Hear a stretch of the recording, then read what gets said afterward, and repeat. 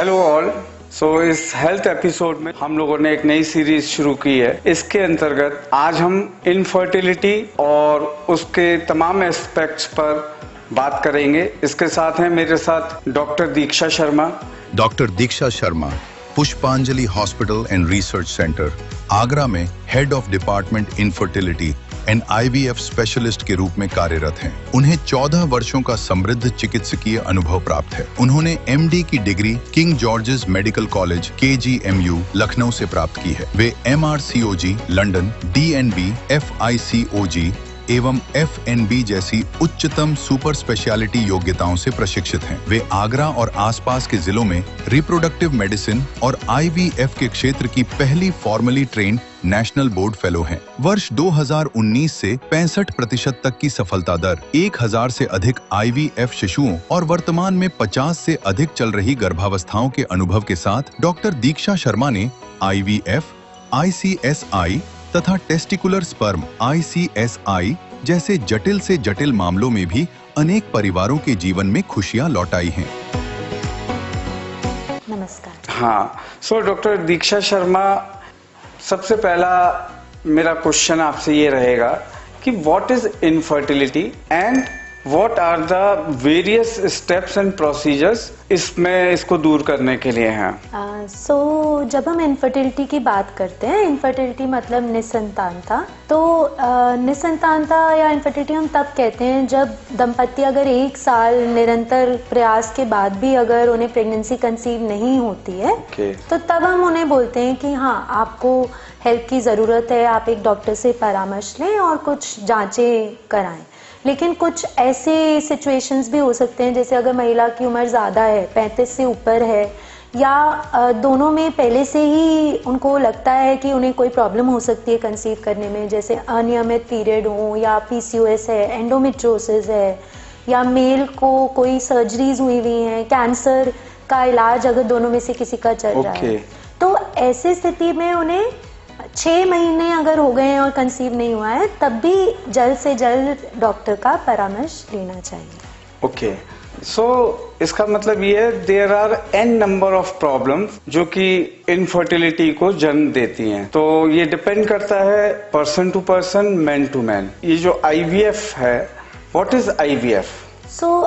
IVF जैसे कि नाम में ही है, IVF का फुल फॉर्म है इन विट्रो फर्टिलाइजेशन। तो इन विट्रो और इन वीवो। इन विट्रो का मतलब होता है शरीर से बाहर, इन वीवो होता है जो भी हम शरीर के अंदर। ये एक साइंटिफिक टर्म्स है। इन विट्रो फर्टिलाइजेशन का मतलब कि शरीर से बाहर जो फर्टिलाइजेशन का प्रोसेस है वो हम करते हैं। फर्टिलाइजेशन मतलब निषेचन या जो एग और स्पर्म का जो यूनियन है, और जो हम भ्रूण या एम्ब्रियो जो बन रहा है वो शरीर के बाहर बना रहे हैं और फिर हम महिला के गर्भ में हम रखते हैं। अगर सिंपल टर्म्स में बात करें तो इन विट्रो फर्टिलाइजेशन यही है। अच्छा मैम, इसके अलावा एक चीज और, इसके पीछे क्या स्ट्रेस भी एक बहुत बड़ा कारण है? स्ट्रेस मैं ये कहूँगी कि एक्सक्लूसिवली या अकेले कारण नहीं हो सकता है, बट अगर स्ट्रेस भी है, कई बार अब हमारी सबकी जो जीवन शैली है वो इतनी ज़्यादा स्ट्रेसफुल हो गई है, हमें एक दूसरे के लिए टाइम भी नहीं होता है, या हमारी बहुत लॉन्ग वर्किंग आवर्स हो रहे हैं, महिलाएं भी अब वर्क ज़्यादा करती हैं, तो ऐसे में स्ट्रेस ऐड कर सकता है। वो उसके साथ कंपाउंडिंग फैक्टर हो जाता है कभी कभी कंसीव करने में। प्लस आई वुड से कि कई बार इलाज भी स्ट्रेसफुल और बढ़ा देता है स्ट्रेस, और कंसीव नहीं कर पाते हैं दंपति इसके कारण। Life shots with Puneet Agarwal की इस हेल्थ सीरीज में हम लोग एक सुपर स्पेशलिस्ट के साथ आम जनता के जो बहुत ही कॉमन क्वेश्चंस होते हैं, जो कि जनरली बहुत सारी भ्रांतियों से घिरे रहते हैं, तो वो ना हो, ये टॉक एक पॉडकास्ट के रूप में आपके सामने प्रस्तुत की जा रही है। अगर आपका इससे रिलेटेड इशू है तो मुझे लगता है कि इस पॉडकास्ट को देखने के बाद आपके काफी सारे क्वेश्चंस एक ऑथेंटिक वे में सॉल्व हो सकते हैं। अच्छा मैम, एक चीज और, जैसे कि पुष्पांजलि हॉस्पिटल सबसे बड़ा हेल्थ सेंटर है वेस्टर्न यूपी का, तो आप यहाँ एडवांस इनफर्टिलिटी डिपार्टमेंट को हेड कर रही हैं, तो यहाँ पर आप कितने टाइम से अपनी सर्विसेज को रेंडर कर रही हैं, दे रही हैं। इसके साथ ही यहाँ पर क्या ऐसी विशेषता है जो कि लोगों को यहाँ की ओर देखना चाहिए या यहाँ पर आना चाहिए? थोड़ा सा इस बात पर भी प्रकाश डालिए। सो आई थिंक हमारी एक बहुत ही अकम्पलिश टीम है। We have a big team, experience team. मैं जो है 2011 से आईवीएफ की फील्ड में हूँ और 2013 से आगरा और आगरा के क्षेत्र के मरीजों का इलाज कर रही हूँ। प्लस इसके साथ हमारे यहाँ बहुत ही अच्छी काउंसलर है, आईवीएफ नर्सेज हैं, junior embryologist, full time embryologist है। हमारी लैब बहुत वेल इक्विप्ड है। We have patient centred care. एक भेड़ चाल की तरह आईवीएफ नहीं किया जा सकता। हर मरीज की जरूरत अलग होती है। हमारी लैब में वो सब टेक्नोलॉजीज अवेलेबल हैं जो एक अच्छे आईवीएफ साइकिल के लिए चाहिए।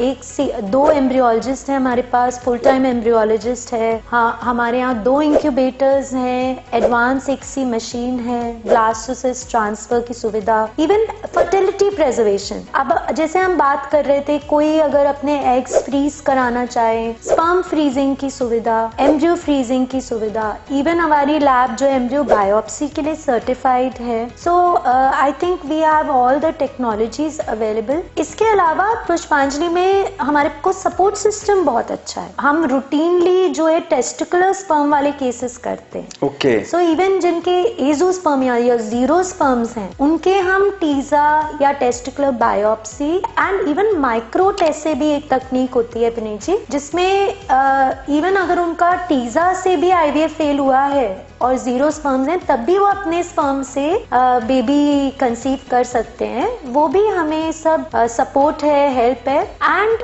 There is a seamless care. एक ही छत में सब सुविधाएं हैं। कंसीविंग के बाद high risk pregnancy care, good nursery, blood bank. So हमें पुष्पांजलि में रहते ये सब आईसीयू सुविधा। सो हम स्टार्टिंग से लेके फिनिश तक, जब तक एक हेल्दी मदर और हेल्दी बेबी नहीं आप घर ले जाएं, सब कुछ हम आपको हेल्प कर सकते। सो जैसा कि आपने मैम से सुना कि एक एथिकल प्रैक्टिस आगरा और उसके 150 किलोमीटर के क्षेत्र में जो भी दंपत्ति हैं उनको हम देने का प्रयास कर रहे हैं।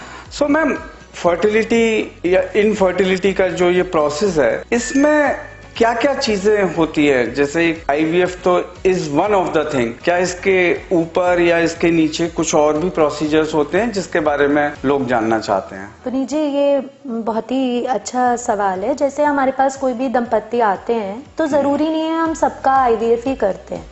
और मैं तो ये कहूँगी कि rather than IVF specialist, I am a reproductive medicine person. बहुत सारे हमारे ऐसे पेशेंट होते हैं जो छोटी छोटी ही दवाओं से या थोड़ा ध्यान देने से, अच्छे इन्वेस्टिगेशन से ही कंसीव हो जाते हैं। तो पहला तो कई बार दवाइयों से ही कंसीव हो जाते हैं पेशेंट। जो नेक्स्ट प्रोसीजर होता है इनफर्टिलिटी में, वो होता है आईयूआई।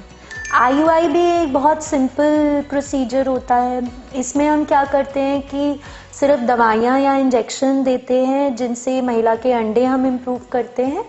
और जब बेबी आने का टाइम होता है तो जो स्पर्म या शुक्राणु होते हैं उन्हें वॉश करके केवल सिंपली गर्भ में सही जगह पर सही टाइमिंग पे रखा जाता है।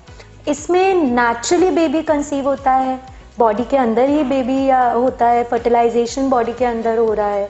बहुत ही सिंपल प्रोसीजर होता है, कोई रेस्ट की ज़रूरत नहीं होती और कॉस्ट भी इसका बहुत इकोनॉमिकल होता है। इससे ऊपर का प्रोसीजर होता है वो आईवीएफ होता है। जैसे हमने बात की आईवीएफ या टेस्ट ट्यूब बेबी, पेशेंट्स बहुत बार पूछते हैं कि आईवीएफ और टेस्ट ट्यूब बेबी भी अलग है, वो एक ही बात होती है। और आईवीएफ की जो एक एडवांस टेक्निक होती है वो होती है इक्सी या आईसीएसआई।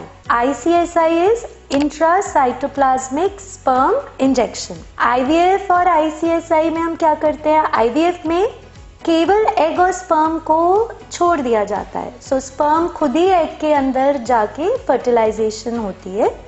और जो आईसीएसआई का प्रोसेस होता है उसमें स्पर्म को इंजेक्शन द्वारा एग में डाल दिया जाता है। एंड इसके अलावा सरोगेसी, अगर हमें लगता है कि महिला जो है वो गर्भ धारण नहीं कर सकती, उन्हें ऐसी कोई मेडिकल प्रॉब्लम है या उनके यूट्रस में कोई सिवियर प्रॉब्लम है, तो फिर सरोगेसी का जो है सहारा लेते हैं कपल्स, जिसमें एग और स्पर्म उनका हो सकता है, लेकिन किसी और महिला को हम घर में भ्रूण रखते हैं और वो कंसीव करती हैं और 9 महीने उनके बेबी को कैरी करती हैं। क्या इसकी कोई एज लिमिट भी है इन प्रोसीजर्स की, या किसी भी एज में ये कराए जा सकते हैं? आई मीन सक्सेस का रेट जो है ज्यादातर किस एज के मध्य होता है? या पुनीत जी, आई थिंक मैं आपके जरिए ये जो बताना चाहती हूँ आपके व्यूअर्स को कि एक बात तो ये है कि अब आईवीएफ का लॉ आ गया है ना, हमारी सरकार ने जो है इसके लिए कानून बन गया है और हम सबको एक रिस्पॉन्सिबल आईवीएफ प्रैक्टिशनर्स के अकॉर्डिंगली उसको फॉलो करना होता है। तो एक तो लिमिट हो गई है, अब एज लिमिट है आईवीएफ करने की। हाँ, अगर महिला 50 से 1 दिन भी ऊपर है तो हम आईवीएफ नहीं कर सकते हैं। सो एंड अनफॉर्चुनेटली कई बार हमें मना भी करना पड़ता है। बहुत बार हमारे जो स्पेशली ग्रामीण क्षेत्र के मरीज हैं इतना लेट कर देते हैं हमारे पास आने में। 50 के ऊपर हम आईवीएफ नहीं कर सकते हैं, और जो पुरुष हैं उनकी उम्र 55 से ऊपर हो तो हम आईवीएफ नहीं कर सकते। और जो दूसरा आपने पूछा, यस, एज जो है बहुत एक अहम रोल होता है एज का हमारी आईवीएफ सक्सेस रेट्स पर। अगर यंगर पेशेंट होते हैं, स्पेशली महिला की जैसी उम्र बढ़ती जाती है तो देखा गया है कि अंडे की मात्रा भी कम हो जाती है और अंडे की गुणवत्ता पे भी असर पड़ता है। पुरुषों पे ये असर ज्यादातर 40 या 45 के बाद आता है असर, लेकिन महिलाओं में 35 के बाद ही अंडे की गुणवत्ता कम होने लग जाती है। तो अगर हम यंगर या कम उम्र की महिला में आईवीएफ कर रहे हैं तो सफलता डेफिनेटली ज्यादा होती है। तो आप जितनी जल्दी आईवीएफ कराएंगे उतना ही अच्छे रिजल्ट। मोटे तौर पर ये है, मेल के केस में ऐसा कोई नहीं है अनलेस एंड अनटिल उसकी स्पर्म क्वालिटी बेस्ट है। एंड इन फैक्ट जो अगर हम अपने एग से कंसीव करना चाहते हैं तो एज की बहुत ज़्यादा जो है इम्पॉर्टेंट है, इसकी बहुत असर पड़ता है आईवीएफ सक्सेस रेट पे। हम अगर 30 और 40 पे कंपेयर करें तो 30 साल की महिला अगर अपने एग से कंसीव होती है तो उनको 50-60% सफलता की चांसेस होते हैं। बट अगर आप 40 इयर्स पे अपने एग से आईवीएफ करते हो तो chances of success are 15-20% only. Ma'am, इसके साथ एक लोगों में बहुत बड़ा क्वेश्चन है जो वो ज्यादातर पूछते हैं, क्या अगर पहला बेबी आईवीएफ से हुआ है तो ये क्या जरूरी है कि सेकंड बेबी भी आईवीएफ से ही होगा? हाँ, ये बहुत सारे हमारे पेशेंट्स भी ये सवाल हमसे पूछते हैं। ये ऐसा बिल्कुल भी नहीं है। अगर आपके ऐसा कोई कारण है आईवीएफ करवाने का जो कि दोबारा भी आपको नेचुरली कंसीव नहीं हो सकता, जैसे आपकी अगर दोनों ट्यूब्स में है ही नहीं, एक्टोपिक हो चुका है या आपकी एज बहुत ज्यादा है, तो शायद आपको दोबारा भी आईवीएफ की जरूरत पड़े। बट आईवीएफ आपकी बॉडी को बदलता नहीं है या बॉडी में कोई चेंज नहीं करता। उल्टा ऐसा देखा गया है कि बहुत सारी महिलाएं जहाँ पहला बेबी आईवीएफ से हुआ है सेकंड टाइम नेचुरली कंसीव हो जाती है। हमारी एक ऐसी पेशेंट है सर जो फर्स्ट टाइम तो 20 साल बाद माँ बनी एंड उनको 20 साल बाद ट्विन बेबीज हुए एंड फीड कराते कराते उनको सेकंड बेबी कंसीव हो गया, थर्ड बेबी। पहले तो उन्हें ट्विन्स हुए थे एंड नाउ उनको दोबारा प्रेगनेंसी चल रही है। जहां तक इस बात का प्रश्न है कि क्या पहला बेबी आईवीएफ से हुआ है तो दूसरा भी हुआ है, ऐसा कुछ भी नहीं है और ना ही इससे बॉडी पर कोई ऐसा प्रभाव पड़ता है। बॉडी का एक सिस्टम है जो कि किसी भी कारणवश पहले बेबी में नहीं हो पाया, लेकिन जरूरी नहीं है कि वो सेकंड बेबी में भी होगा, नॉर्मल प्रेगनेंसी हो सकती है।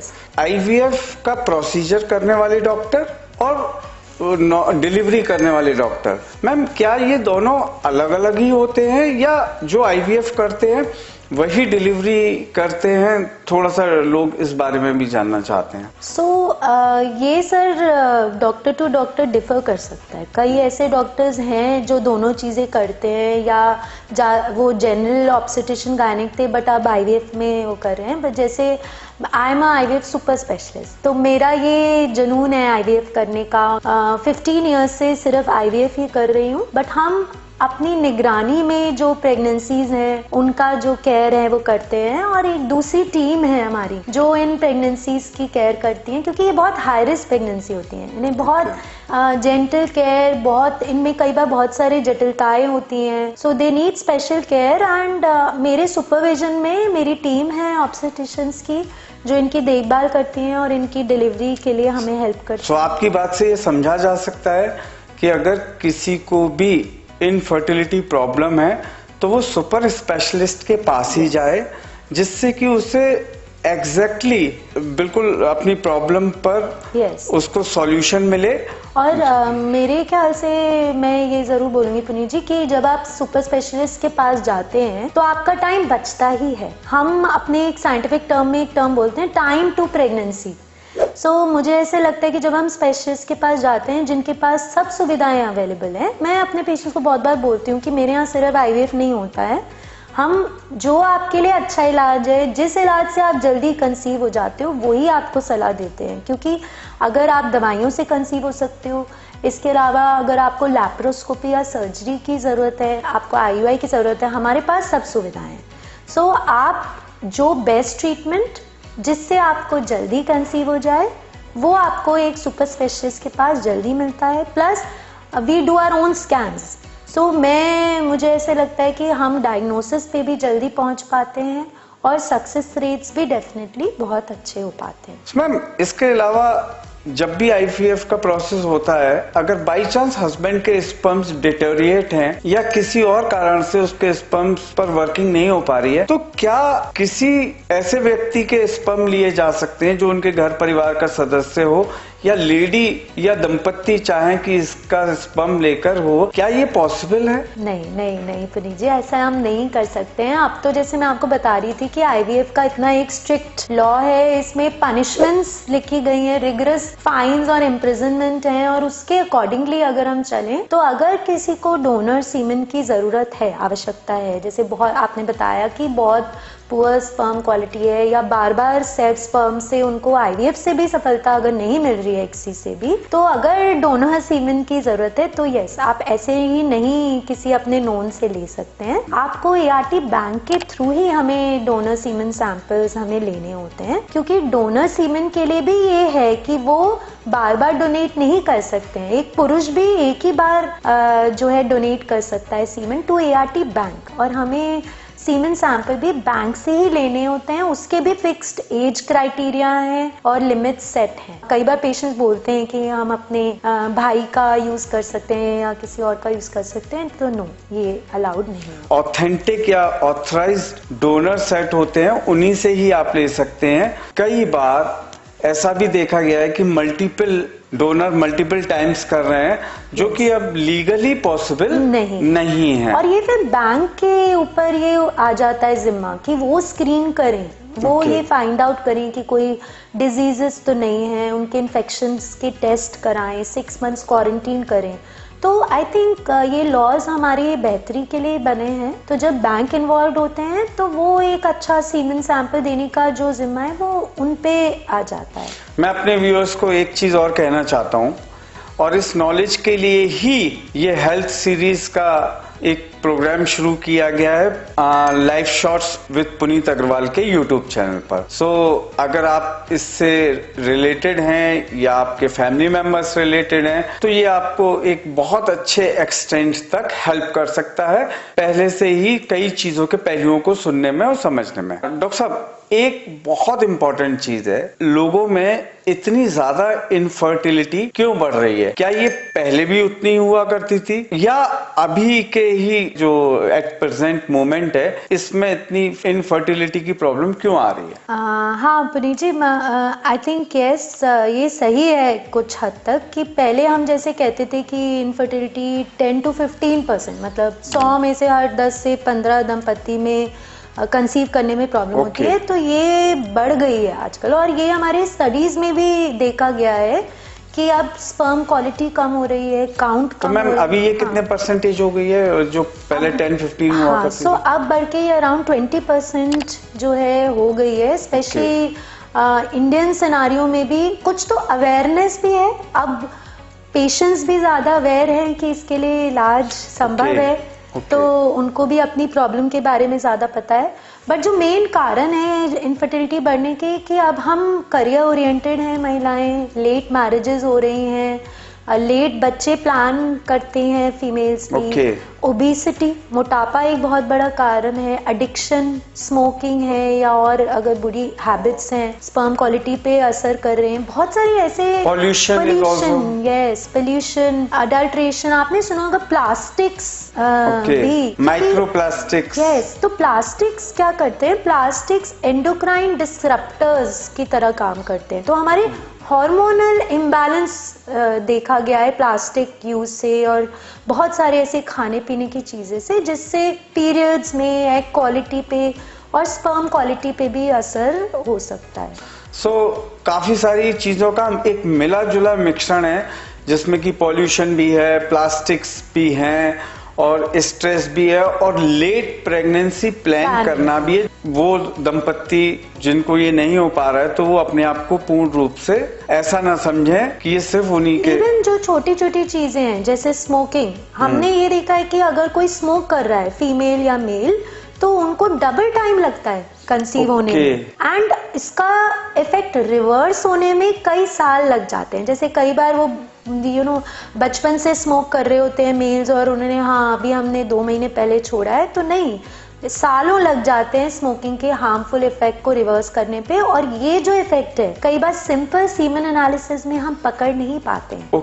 यस, हो सकता है आपका रिपोर्ट नॉर्मल हो और आपको लग रहा हो मैं स्मोक करता हूँ तो इससे कोई इफेक्ट नहीं आ रहा है, बट ऐसा नहीं है। सीमन स्पर्म्स की परफॉर्मेंस पे इफेक्ट आता है। कई बार जब हम आईवीएफ करते हैं तो फर्टिलाइजेशन रेट और जो ऐसे पैमाने हैं वो कम हो जाते हैं ऐसे पेशेंट्स। तो बैड हैबिट्स का भी बहुत बड़ा योगदान है। यस, ओके मैम, एक चीज है कॉस्ट को लेकर। जब भी कोई प्रोसीजर होता है, खासकर आईवीएफ का, या तो लोगों को बहुत कंफ्यूजन रहता है कि इसकी क्या कॉस्ट है, क्या पेशेंट डरते भी हैं और पेशेंट डरते भी हैं। तो थोड़ा सा मैं चाहूंगा आप हमें इसके बारे में बताइए।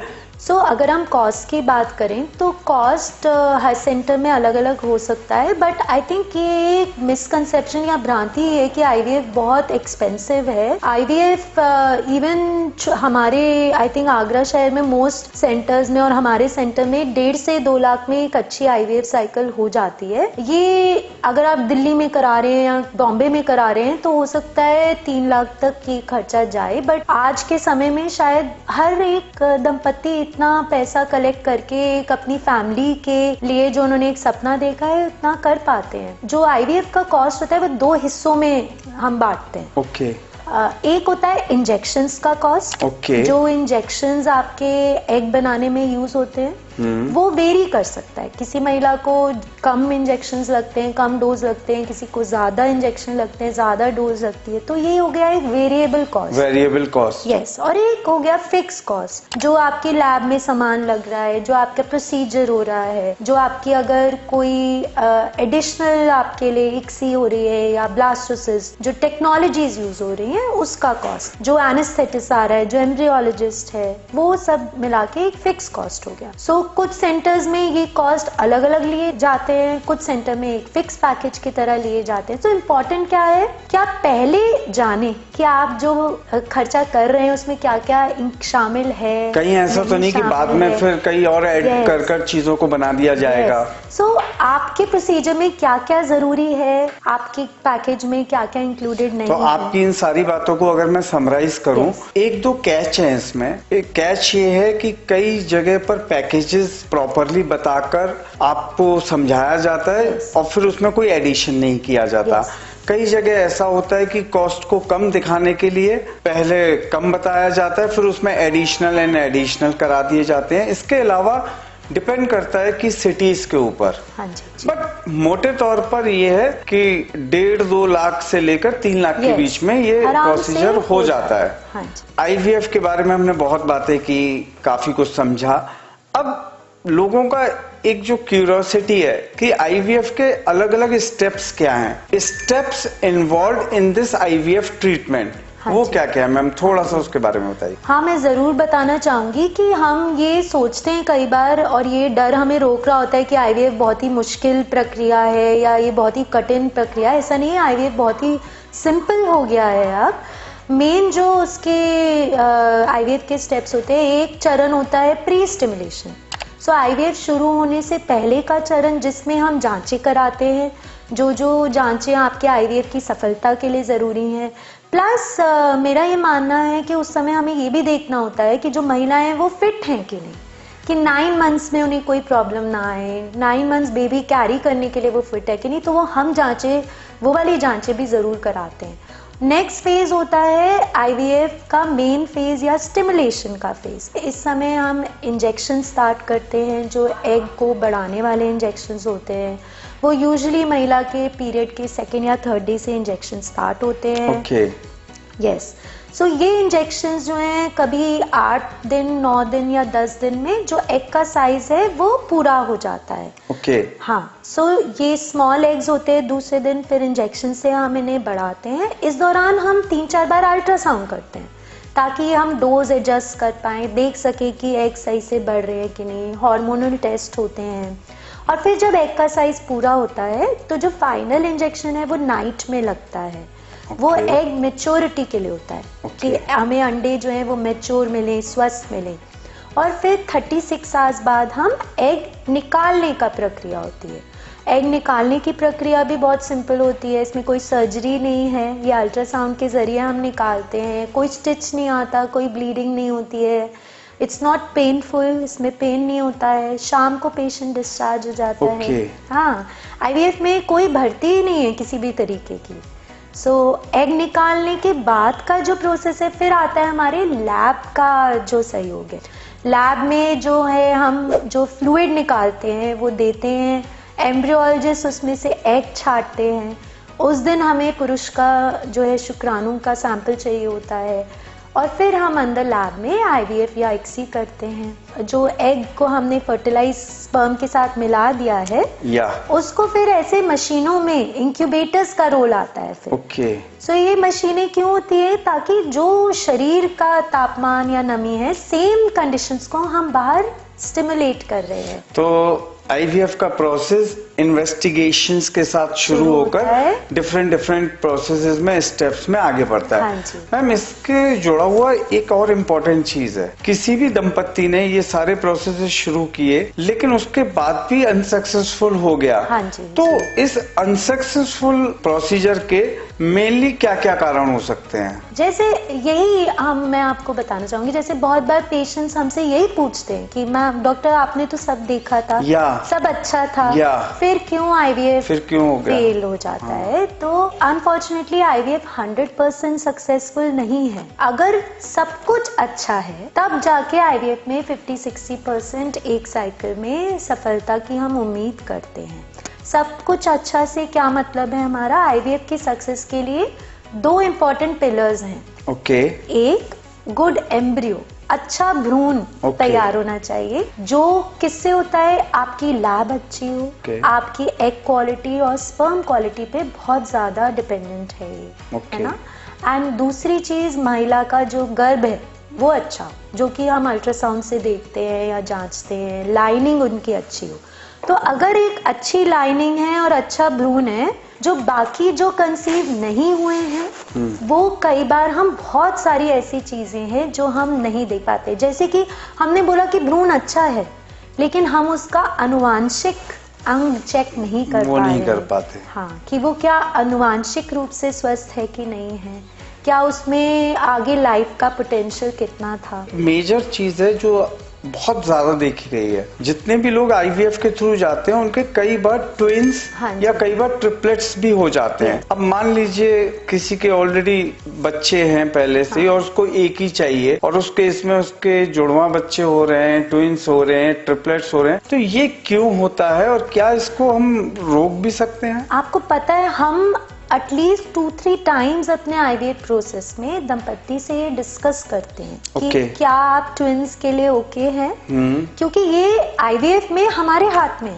इनफैक्ट जो नॉर्मल दवाइयां हैं या अगर हम आईयूआई की बात करें उसमें भी ट्विंस के चांसेस हैं और वो हम चेंज नहीं कर सकते, क्योंकि अगर आपके आईयूआई की दवाइयों से या नॉर्मल दवाइयों से 2 एग या 3 एग डेवलप हो रहे हैं तो आपके ट्विंस और ट्रिपलेट्स उसमें भी हो सकते हैं। बट आईवीएफ में ये डॉक्टर और हमारे हाथ में है।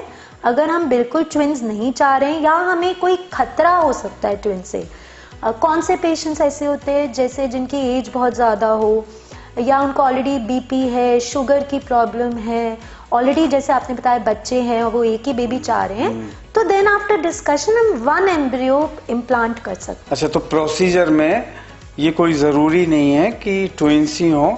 इन केस अगर हम डिटरमिन्ड हैं कि हमें एक ही बेबी चाहिए तो वो पॉसिबल है। अच्छा पुनीत जी, 2 ज्यादातर हम इसलिए रखते हैं क्योंकि 1 से 2 के कंपैरिजन में चांसेस प्रेगनेंसी के बढ़ जाते हैं। इसीलिए बहुत बार हमारे दंपति खुद ही बोलते हैं कि मैम 2 एम्ब्रियो ट्रांसफर करें कि अगर एक नहीं चिपकेगा तो 2 में से दूसरा चिपक जाएगा। बट ये मैसेज मैं आपके जरिए ये भी देना चाहूंगी कि ट्विन प्रेगनेंसी कॉम्प्लिकेटेड होती हैं, उसमें जटिलताएं एक के बराबर ज्यादा होती हैं। हर चीज सोच समझ के और अपने स्पेशलिस्ट से डिस्कस करना है। सारे व्यूअर्स को मैं उम्मीद करता हूं जिन लोगों ने भी ये एपिसोड यहां तक देख लिया है या देख चुके हैं, आईवीएफ इन विट्रो फर्टिलाइजेशन से रिलेटेड काफी सारे एस्पेक्ट्स हैं जो आप लोगों को कुछ पता होंगे, कुछ नहीं पता होंगे, कुछ आधे अधूरे पता होंगे। तो आज डॉक्टर दीक्षा शर्मा के साथ हम लोगों को ये मौका मिला कि हम आपके लिए इसके सारे सवालों के जवाब आपके सामने प्रस्तुत कर सकें। इसके लिए मैं डॉक्टर साहब का बहुत बहुत धन्यवाद करता हूं। आए हमारे साथ और उन्होंने अपना टाइम दिया live shots with Puneet Agarwal के इस एपिसोड पर। उन सबके बिहाफ पर I am highly grateful and thankful to you. Thank you Puneet ji and for this opportunity. मुझे भी बहुत अच्छा लगा क्योंकि आईवीएफ मेरा जुनून है। आतुर रहती हूँ कि इसके बारे में जो भी भ्रांतियां हैं और इसके बारे में और लोगों को जानकारी दे सकूं। Thank you. Thank you doctor साहब। Thank you.